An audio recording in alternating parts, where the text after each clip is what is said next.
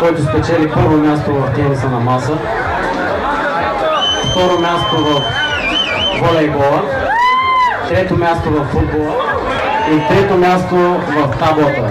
И дълги години представя университета в тениса на маса. Това е Цветомир Янков. Моля и ректорът Красимир Иванов да заповяда, за да връчи купата на ректора.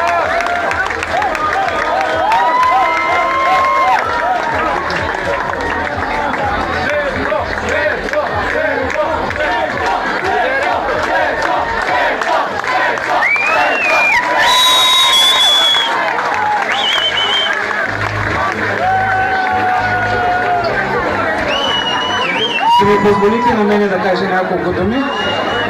Първо, че съм изключително щастлив да видя една изпълнена зала с толкова усмихнати, удовлетворени лица.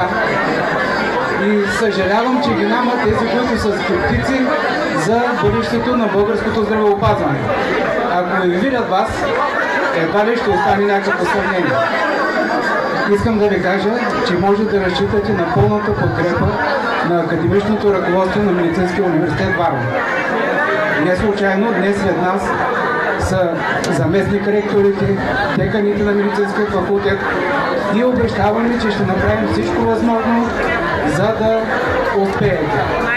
Разчитаме и на вашата подкрепа, защото ние сами не можем да го направим. На добър час и успех!